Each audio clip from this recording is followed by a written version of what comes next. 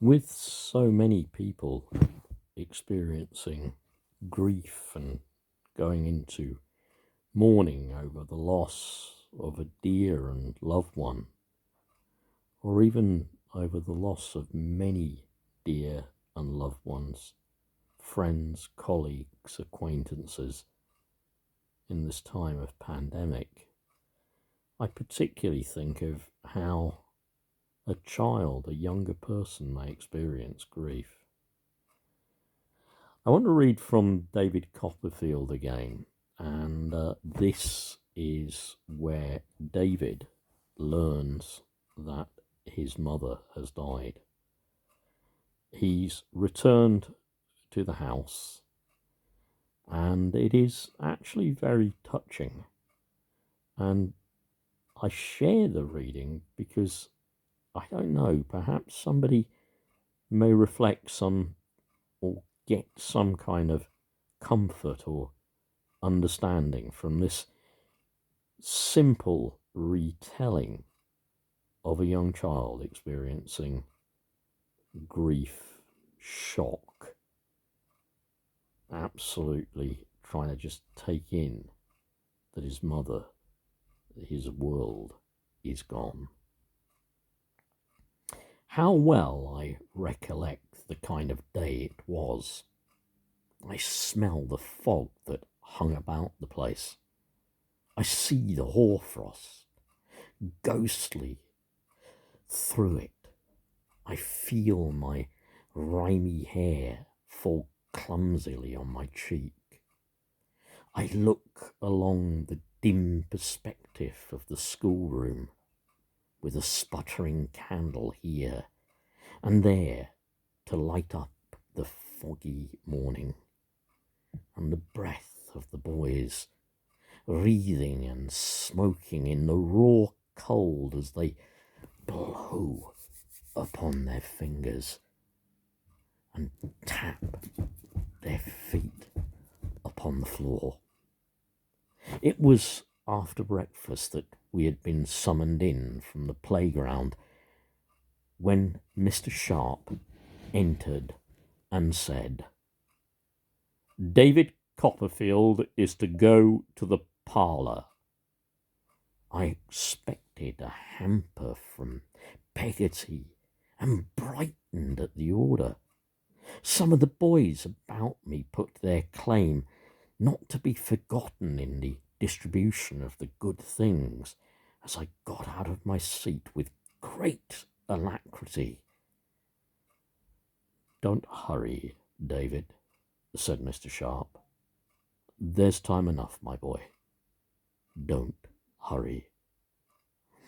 I might have been surprised by the feeling tone in which he spoke, if I had given it a thought, but I gave it none until afterwards.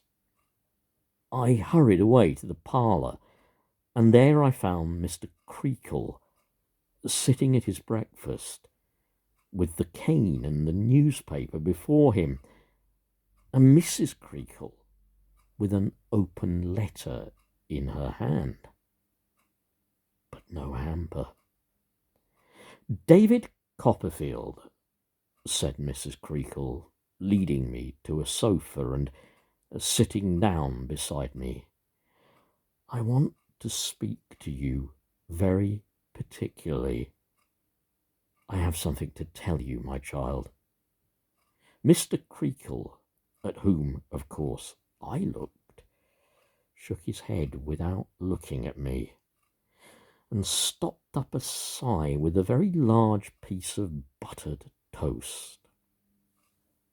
"You are too young to know how the world changes every day," said Mrs. Creakle, "and how the people in it pass away.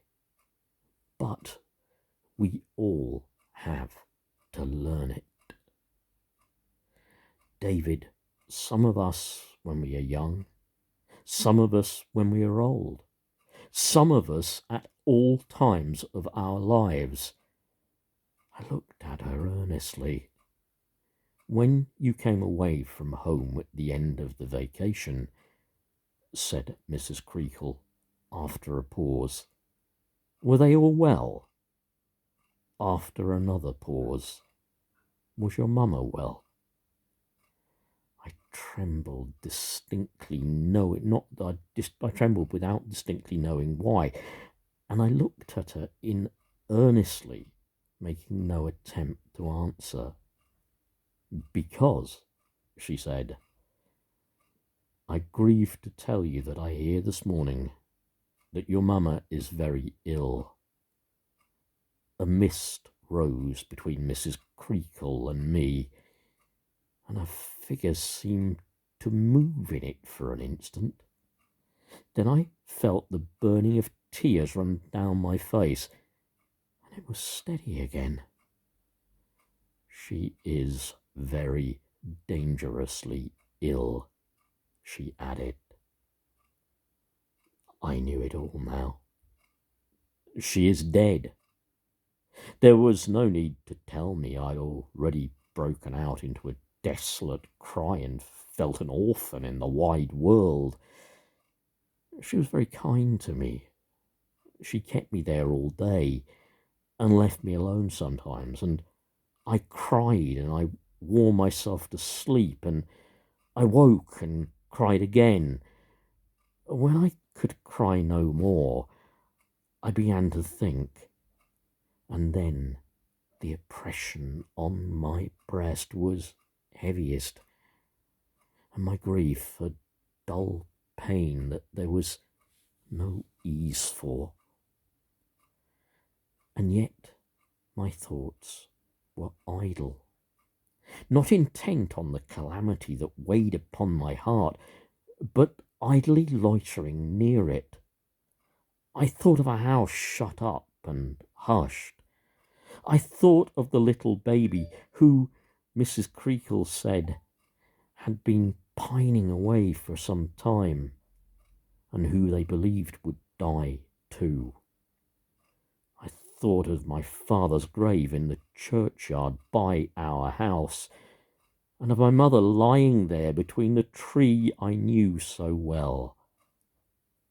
I stood up upon a chair, where I was left alone, and looked into the glass to see how right red my eyes were and how sorrowful my face. I considered after some hours were gone. If my tears were really hard to flow now, as they seemed to be, what, in connection with my loss, what did it affect me most to think of when I drew near home? For I was going home to the funeral. I am sensible of having felt that dignity attached to me among the rest of the boys, and I was important in my affliction. If ever a child was stricken with sincere grief, I was. I remember that this importance was a kind of satisfaction to me, and when I walked into the playground that afternoon, while the boys were in school, when I saw them glancing up at me out of the windows as they went to their classes, I felt distinguished, and looked more melancholy and walked slower. When school was over, they came out and spoke to me. I felt rather good in myself, not to be proud of any of them, and to take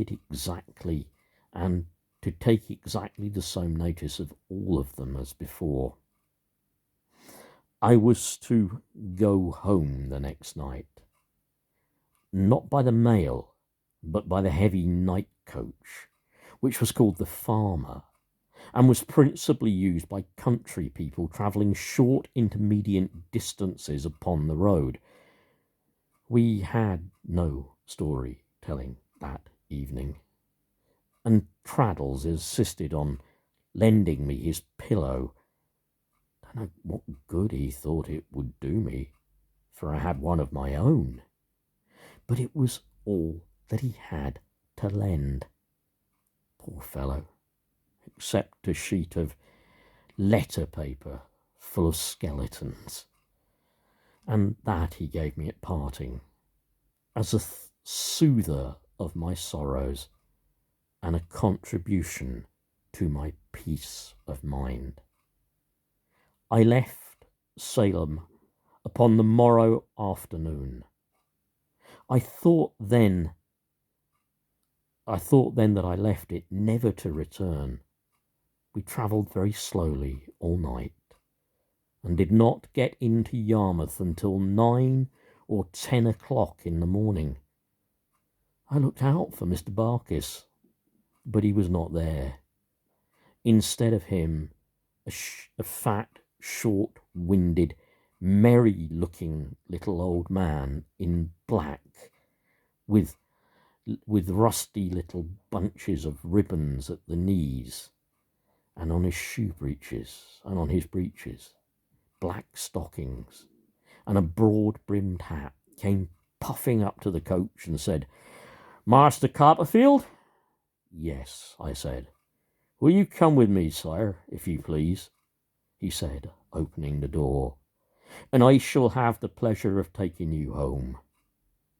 I put my hand on his, wondering who he was, and we walked away to a shop in a narrow street, on which was written Omer, draper, tailor, haberdasher, funeral furnisher.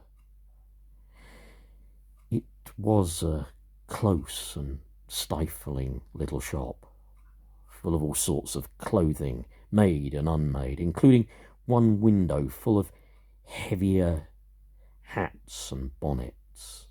When we went into the little back parlour behind the shop, we found 3 women at work on a quantity of black materials, which were heaped upon the table, and little bits and cuttings which were littered all over the floor.